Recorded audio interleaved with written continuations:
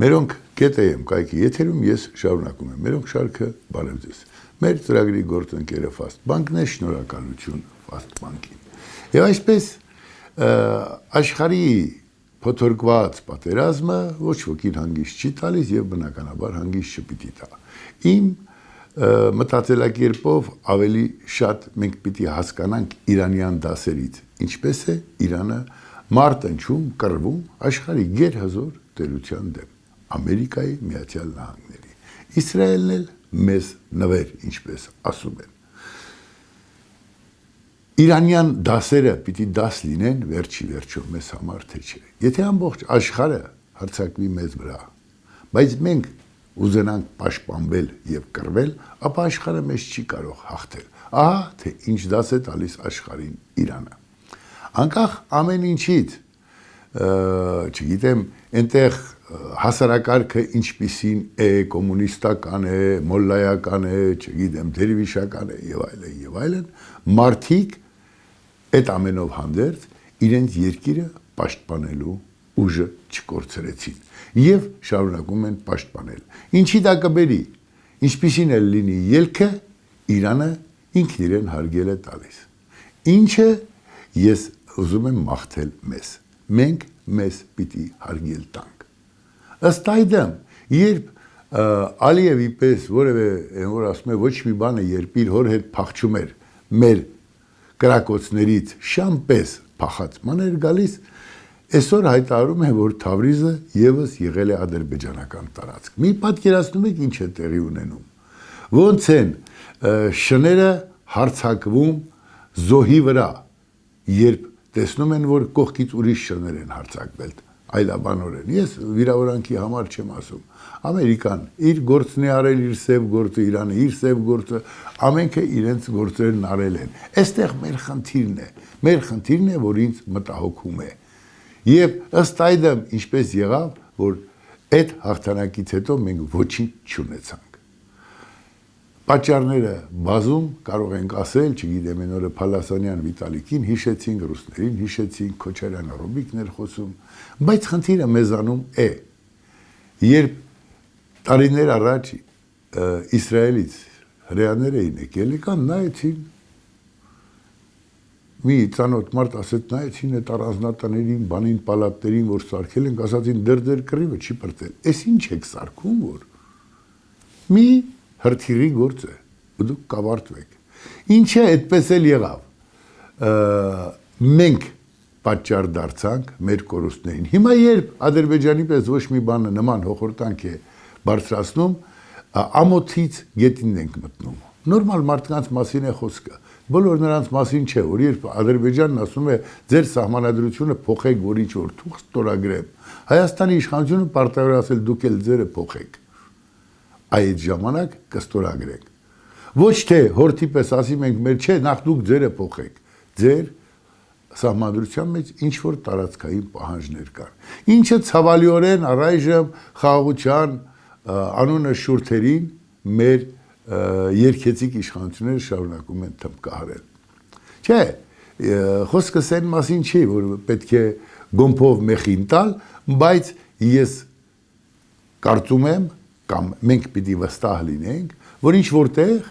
այս պահին, այս տարիների ընթացքում, ինչ որ մարդիկ ծտեր են սարքում, ինչ որ բունկերներում, շատ ծտեր, շատ, հազարավոր, տասնյակ հազարներով, ինչը հնարավոր էր եւ հնարավոր է, որ Հայաստանը այլևս չդառնա փորձադաշտ։ Մենք պիտի ուզենք։ Եվ ըստ այդմ մենք չպիտի թուլացնենք մեր զորած ուժը։ Այսինքն են, որ վայ մեզ ծեծեցին բարձ, չէ, այդպես չի։ Մեզ ծեծեցին, որովհետև մեր իշխանավորները պորոտախոս էին, դավաճան էին, թքած ունեին հայրենիքի ուղղությամբ։ Նայեք Իրանի զինվորականների պահվածքը։ Մեկին սպանում են, մյուսն է գալիս է շարունակելու նույն գիծը։ Նայեք Իրանի հոգևոր առաջնորդի կամ քաղաքական առաջնորդների կեցվածք եւ փորձեք համեմատել մեր խլեզների հետ, կներեք մեղմ բառի համար։ Կաթողիկոս անունը կա, ամանում չկա։ Աչուձախ են բանից անելով մանա եկել տղեն, ախպեր տղա է, հիմա էլ ինչ որ ժողովներ անում։ Չգիտեմ, նախկիններ եւ ներկաններ։ ով ծաղրտալով, չգիտեմ, գնում է պատարակների, օրը 100 անգամ խաչակնքում ու որևէ հարց առայժմ չի կարգավորվում։ Ինչ-որ բան մեզանում այն չէ, այս բանի մասին պիտի մտածենք։ Ըստ այդմ շարունակվում է արշավը Հայաստանի դեմ։ Ոչ անհայտ, ես կանանց ոչինչ չեմ ասում, բայց դե մեկ անգամ ասեցի, երբ խոսքը վերաբերում էր վարչապետին, ասացի, եթե վարչապետի կինը սովորական կին լինի, իմ կինը կամ մյուսի, այդ ոչինչ, բայց վարչապետի կինը պարտավոր է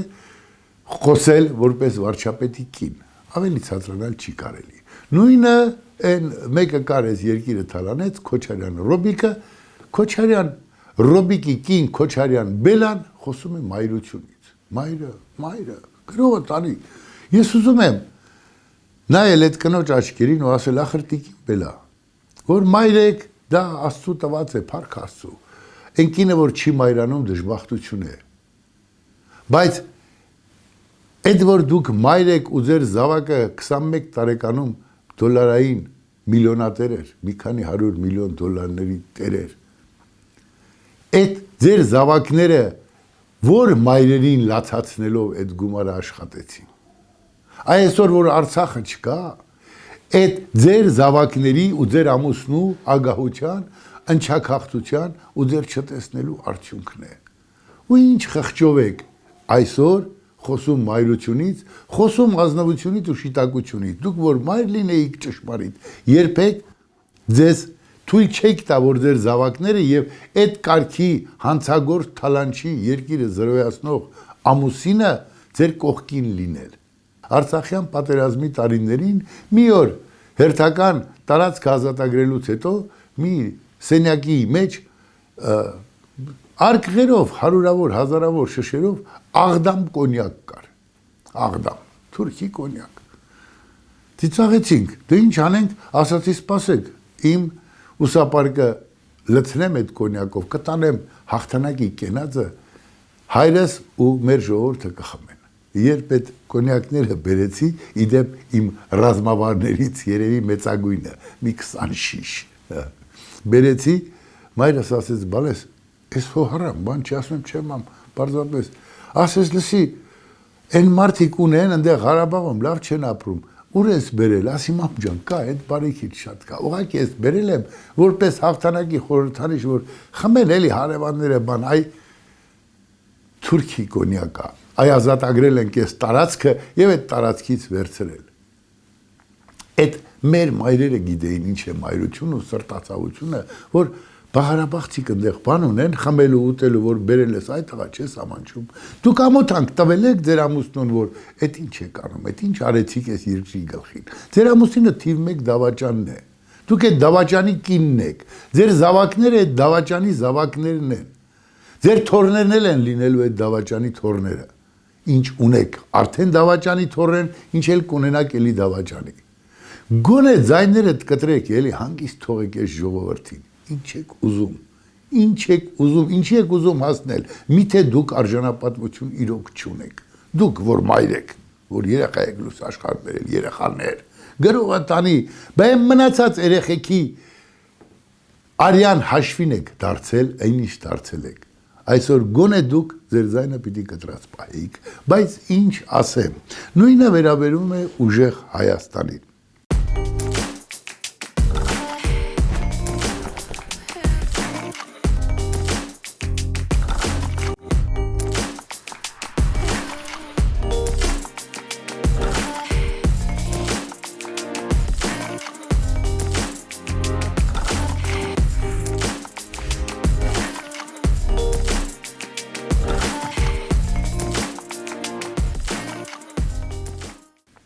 Ուժեղ Հայաստանի այսօրվա առաջնորդները թալանեցին ուժեղ Հայաստանը իրական։ Երբ որ Քոչարյան Ռոբիկների հետ պարզապես ձեռք-ձեռքի տվեցին եւ ապականեցին ամեն ինչ։ Հիմի այս ուժեղ Հայաստանի Սամվել Կարապետյաններն ու մյուսները, այդ իրար միացած նոյերը, էսը ինչ են ուզում։ Ես հիշեցի մի հայտնի անեկդոտ, ասում է մի անբարոյական կնոջ մտցնում են մի սենյակ, այնտեղ մի, այսպես ասած, սեռական օրգան կա, բայց կողքը գրված է, եթե ավելի մեծն եք ուզում, անցեք հաջորդ սենյակ։ Սա շնչակտուր անցնում է հաջորդ, այնտեղ էլ է նույն գրվածքը, եթե ավելին եք ուզում, ավելին, վերջը մի 10 սենյակ անցնելուց հետո այնտեղ վերջում գրված է, դատարկ է, ոչինչ չկա, գրված է, այ բ, այն ինչ ես ուզում, երկնքից կրակ ես ուզում։ Հիմա ուզում եմ հասկանամ, Սամվել Կարապետյաններ, լռեցիք, երբ պիտի չլռեիք։ Ոչինչ չարեցիք հայրենիքի համար, բացի բիզնեսի բարեգործության անվան տակ բիզնես անելը։ Հիմա ինչ եք ուզում։ Հիմա ինչու եք ձեր թևերը կշտել, վասն ինչի։ Եթե հայրենիք լիներ ձեր հոգու մեջ, դուք երբեք հայրենիքը քերթող Քոչարյանների, Սերժիկների, դաշնակ պարագլուխների, այդ պատեհապաշտ քայլող պատահականությունների հետ երկխոսության չէիք գնա։ Դուք արժանապատիվ իրական բարեգործություն կանեիք, չմասնակցելով տեղում, այն որ ասում է մարդկանց հարստահարելուն։ Բայց այդ ամեն ինչը արեցիք, անում եք ու հիմա էլ ինչ եք ուզում։ Էլ ինչ է ձեզ պետք, Աստծուց կրակ տապվի։ Թողեք հանգիստ այս ժողովրդին։ Այնպես ինչպես այն Թաթոյան կոչված կամ մեկը։ Ես գիտեմ մի բան, երբ Քոչարյան Ռոբերտին բանտարկել էին, որպես մարդու իրավունքների պաշտպան, Թաթոյանի մտահոգությունն էր, որ Քոչարյանը ճիշիկ է անում կամ հաճախաճիշիկությամբ է զբաղվում։ Ինքան մարդկանց հանիրավի հոշոտեցին մեր երկրում։ Մի հավ գողանալու համար երեխեն ուտելու հաց չուներ, տասնյակ տարիներով նստացրին, միլիարդավոր դոլարներ Հայաստանից թալանած Քոչարյանի պաշտպաններ Թաթոյան կոչվածը։ Հիմա եկել է մի Հայաստանի փրկիչ էլ սա է դարձել։ Ցավալի մրցավազք է, բոլորը փրկիչ են։ Դուք բոլորդ այն անբարոյականի անեկդոտը հիշեք։ Էլ ինչ եք ուզում երկրից, աշխարհից, երկնքից կրակ թափվի ձեզ համար։ Ձեր բախտը բերել է, որ Հայաստանի իշխանությունները անունը կամանում չկա։ Ղզիկավարի ասում են չեն անում։ Սրանք էլ ձեզանից շատ չեն տարբերվում, մի բանով դեռ այդպես չեն թալանում, իբր փորձում են ինչ-որ բան ստեղծել, այս ստեղծածների մեջ այնքան ոչ տղամարդկային պահվածքներ կան շատ հաճախ, որ սիրտդ խառնում է։ Բայց մեր իշխանությունների հետ կապված էլ ուզում եմ հիշել պարսկական ասացվածքը։ Ասում է Տեր իմ Աստված, 3 փորձանք միշտ գալիս է համատեղ։ Գեշ կնիկը, կաղեշը ու պարտքատերը։ Տեր իմ Աստված, գեշ կնիկս դու վերցրու, ինձ թող իմ կաղեշն ու պարտքատերը։ Հիմի դուք հայ ժողովրդի գեշ կնիկն եք։